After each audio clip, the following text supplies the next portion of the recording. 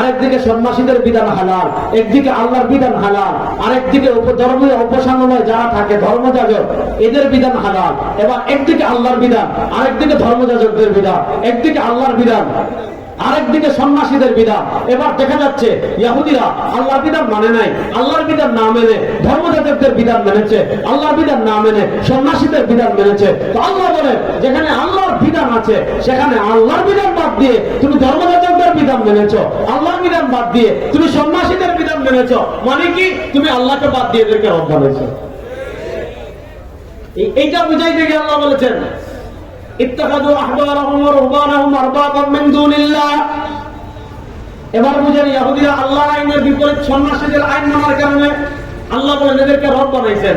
এবার বাংলাদেশের মুসলমান আপনি একটা জিনিস চিন্তা করেন, আপনি একটা জিনিস হিসাব মিলান, আপনি একটা জিনিস বুঝেন তো, একদিকে আল্লাহর কোরআনের বিধান, আরেকদিকে ডেমোক্রেসির বিধান, একদিকে আল্লাহর কোরআনের বিধান, আরেকদিকে সেকুলারিজমের বিধান, একদিকে আল্লাহর কোরআনের বিধান, আরেকদিকে সোশ্যালিজমের বিধান, একদিকে আল্লাহর কোরআনের বিধান, আরেকদিকে আপনার মুক্তিযুদ্ধের চেতনা, একদিকে আপনার কোরআনের বিধান, আরেকদিকে আপনার কথিত জাতির আব্বার চেতনা, একদিকে আপনার কোরআনের বিধান, আরেকদিকে আপনার নেতার বিধান, একদিকে আপনার কোরআনের বিধান, আরেকদিকে আপনার নেত্রীর বিধান, একদিকে আল্লাহর কোরআনের বিধান, আরেকদিকে আপনার নেতার বিধান, একদিকে আল্লাহর কোরআনের বিধান, আরেকদিকে আপনার দলের বিধান। এবার আপনি যদি আল্লাহর বিধানের উপর আপনার দলের বিধানকে প্রাধান্য দেন, আপনি যদি আল্লাহর বিধানের উপর আপনার নেতার বিধানকে প্রাধান্য দেন, আপনি যদি আল্লাহর বিধানের উপর আপনার নেত্রীর বিধানকে প্রাধান্য দেন, আপনি যদি আল্লাহর বিধানের উপর আপনার কথিত জাতির আব্বার বিধানকে প্রাধান্য দেন, আপনি যদি আল্লাহর বিধানের উপর কথিত মুক্তিযুদ্ধের চেতনার বিধানকে প্রাধান্য দেন, আপনি যদি আল্লাহর বিধানের উপর আপনার নেত্রীর বিধানকে প্রাধান্য দেন,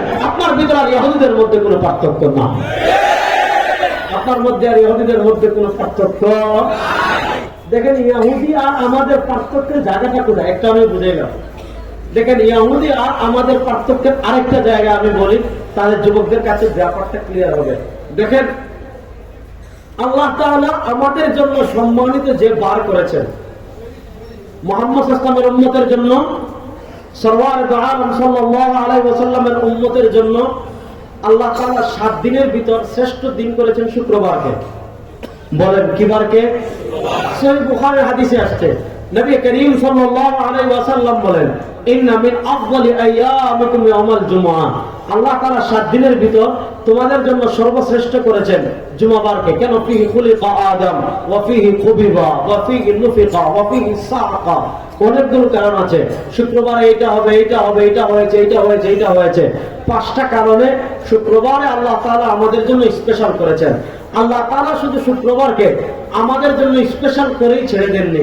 আল্লাহ তাআলা আল্লাহর নবী সাল্লাল্লাহু আলাইহি ওয়াসাল্লাম হাদিসে বলেছেন ইন্না ফিল জুমআতি লাসাআ।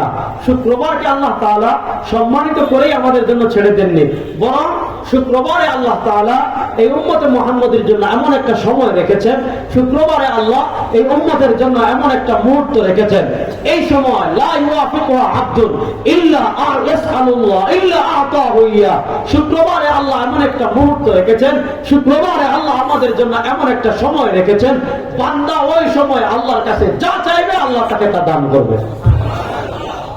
আমাদের জন্য সম্মানিত বার কি বার? শুক্রবার। দেখেন শুক্রবার নবী করিম আমাদেরকে বলেছেন, সহিহ বুখারীতে হাদিস এসেছে, নবী করিম সাল্লাল্লাহু আলাইহি ওয়াসাল্লাম বলেছেন আমার উম্মতরা শুনো, আকসিরু আলাইয়া সালাতাকুম ইয়াউমাল জুমআহ فإن صلاتكم معروضة علي أكثروا علي صلاتكم يوم الجمعة فإن صلاتكم معروضة علي। সরওয়ার দু আলম সাল্লাল্লাহু আলাইহি ওয়াসাল্লাম বলেছেন আমার উম্মত শুক্রবার যখন আসবে আমার উপর বেশি করে দুরূদ পড়বে। কেন? فإن صلاتكم معروضة علي। শুক্রবারে দয়ামিরে বসে আপনি দুরূদ শরীফ পড়েছেন, শুক্রবারে আপনি সিলেটে বসে দুরূদ শরীফ পড়েছেন, শুক্রবারে আপনি পৃথিবীর যে প্রান্তে বসে দুরূদ শরীফ পড়বে, ওই ফেরেশতাদের একটা স্পেশাল ফোর্স আছে, ফেরেশতাদের একটা বাহিনী আছে, ওই স্পেশাল ফোর্স ফেরেশতারা শুক্রবারে পৃথিবীর যে যে প্রান্তে নবী করিম সাল্লাল্লাহু আলাইহি ওয়াসাল্লামের দুরূদ পড়বে, ফেরেশতারা ওই দুরূদ নিয়ে নবীর সোনার মদিনার রওজার কাছে পৌঁছায় দেন। সুবহানাল্লাহ বলে বড় কিতাবে বললেন। তাহলে আমাদের জন্য স্পেশাল বার কি বার? আরেকটা বলি, কারণ অনেক বিষয় আছে, আরেকটা বিষয় বলি। দেখেন পৃথিবীর ইতিহাসে পৃথিবীর সৃষ্টির শুরু থেকে নিয়ে কিয়ামত পর্যন্ত পৃথিবীর ইতিহাসের সবচেয়ে বড় ফিতনা হবে দাজ্জালের ফিতনা। সবচেয়ে বড় ফিতনা হবে কিসের ফিতনা? দাজ্জালের ফিতনা। নবী করিম সাল্লাল্লাহু আলাইহি ওয়াসাল্লাম হাদিসে